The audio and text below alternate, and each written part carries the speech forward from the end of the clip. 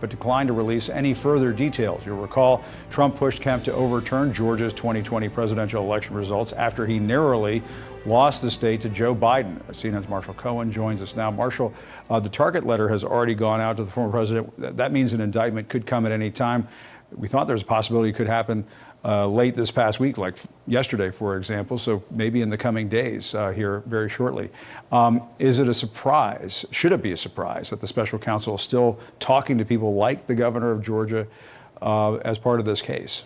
You know, I'm not too surprised because there were so many people, Jim, that were the target of Donald Trump's efforts in 2020 to overturn this election. So there's a lot of people to talk to.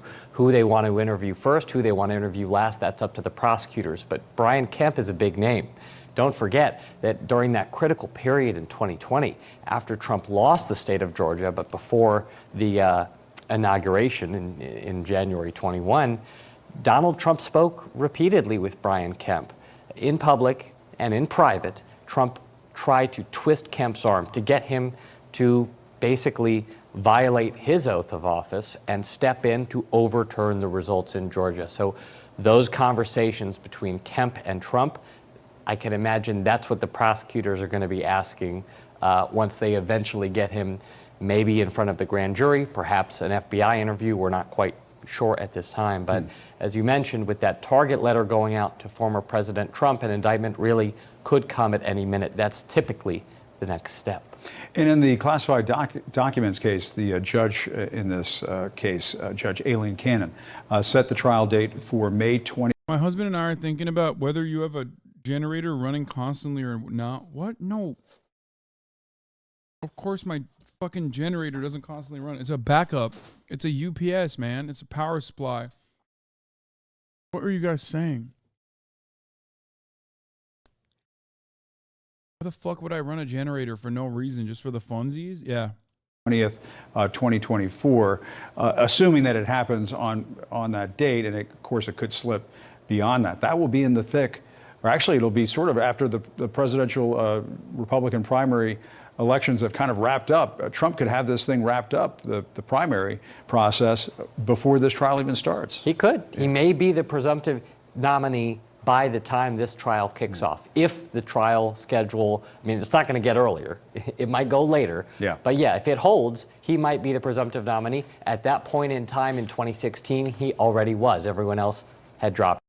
Just because it's a generator, which implies a gas-powered generator, a UPS battery backup makes sense. Oh my God, whatever. Who cares, dude? Well, who cares?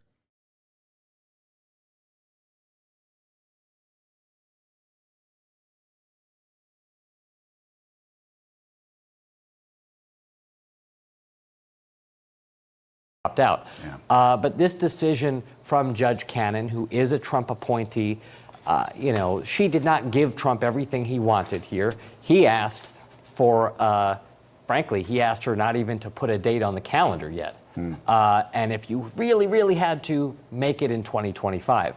She did not go there. She put it in May 24, but that's a lot later than what special counsel Jack Smith wanted. He wanted this trial to take place in December of this year. Presumably there would have been a verdict before the end of the year, before anyone cast a ballot, because of course, Jim, the Iowa caucuses are in January. Yeah, coming very soon. All right, Marshall Cohen, thank you very much. Joining me now is the Michigan Secretary of State, Jocelyn Benson. Madam Secretary, thanks so much for joining us. We appreciate it. Great to talk to you again on this program. You were also interviewed by Justice Department prosecutors as part of the special counsel probe. It seems though there is a focus on what took place at the state level in places like Michigan and in Georgia and so on. We were just talking with our Marshall Cohen a few moments ago that there has been some interest at the special counsel's office in Georgia Governor Brian Kemp. Can you talk about the importance of what took place at the state level between the 2020 election and January 6th and why that might be critical? Not only that, but also today,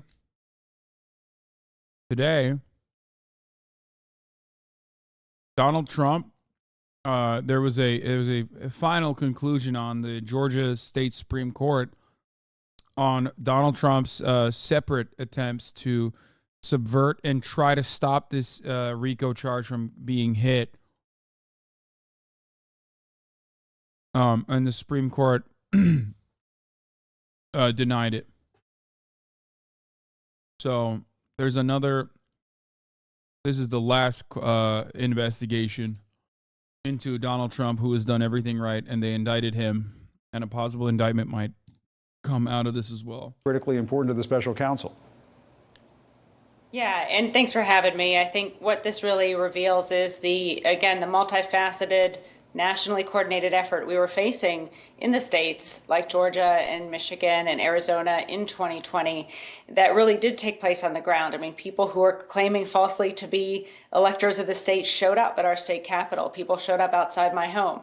And I think a lot of the investigation at the federal level should focus not just, and needs to focus not just on the effort to undo the election results, but on the violence that followed and the threats that came towards our election officials, because that was the precursor for the tragedy that unfolded at our Capitol on January 6th.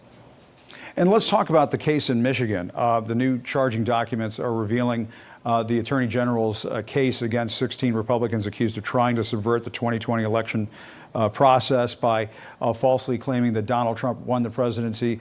The fake electors are charged with forgery and conspiracy to commit election forgery. If convicted, they face up to 14 years in prison. Your reaction to these charges being filed and what I guess some of them are saying, which is they don't think they did anything wrong in this case. Well, first, I'm gratified that the felony charges were filed. I think it reflects the gravity of what was attempted in 2020 in Michigan, and frankly in other states as well. And it wasn't just a wish and a ceremonial attempt to sign some things and say symbolically these are our electors. This was an actionable attempt to physically disrupt the Electoral College and the transmission of the Electoral College votes from Michigan to the United States government. And, it's important that we see consequences for what happened in Michigan in 2020 at the state and federal level, because right now, as we prepare for another presidential election next year, we need to assure voters and be assured ourselves that this isn't going to happen again. And so seeking consequences now for what happened in the past will help us prevent a reoccurrence of these instances in the future. And let me ask you this. I mean, one argument that we've heard from defenders of these bogus electors, no matter what state they were in, is that they were just preparing to serve as legitimate electors in the event that Trump's legal efforts in the 2020 election were successful. I'm sure you've heard that argument made before. They've been made from people inside Trump world and so on. What's your response to that? Yeah, I think we have to look at that in the context in which everything was unfolding. I mean, first, at the time when these so-called fake electors allegedly met in the basement of the state party, Republican Party building, all of the court cases had by and large been resolved. There had been, the election results had been certified. We had begun the process of transmitting the Electoral College votes, and we had asked and answered all of the questions. There was zero evidence of any widespread fraud. All of the evidence suggested and indicated the results of the election were and indeed are an accurate reflection of the will of the people. So there was really no ground to stand on to somehow say that you thought something was going to happen to somehow change the results at a later date. The election was done. The will of the voters was unequivocally clear. And, a lot of Republicans, including Republican leadership in the state legislature, recognized this and affirmed the results as well. And so when you look at... Oh, I saw people complaining that Michigan taking action against false electors was actually unacceptable, and that I think it was Tim Pool who said it was a war now in America. It's like, bro, I thought you cared about integrity. Like, I thought you cared about election integrity. That was like the whole point. What happened? You know what I mean?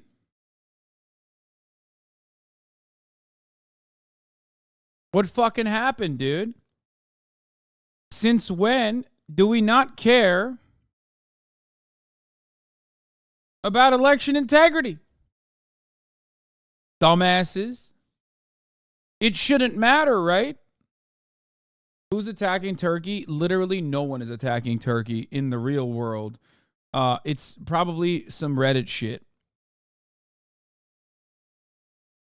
It's r/place people have been like trickling in here nonstop, because, you know, they can't help themselves. They get duped into playing a role in Spez's own personal way of getting everybody to forget.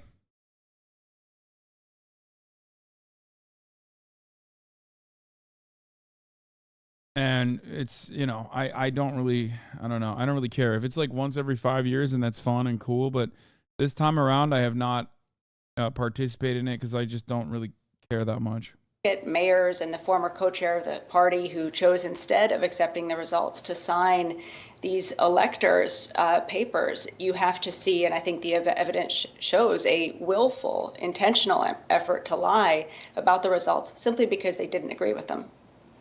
And based on what you know, do you think that this is a part of the special counsel's indictment that they may be preparing for the former president?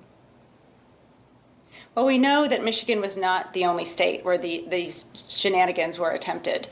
We know in Wisconsin and Pennsylvania and Arizona and Georgia, it was a similar effort afoot. And so when you have a nationally coordinated effort like that, you do need to have a national consequence. And so I'm hopeful that the federal investigation will continue down that route.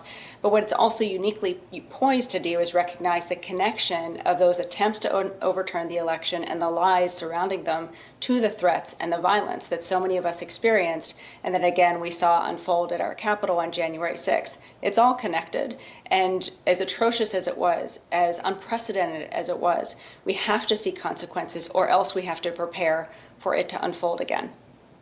And I was just about to ask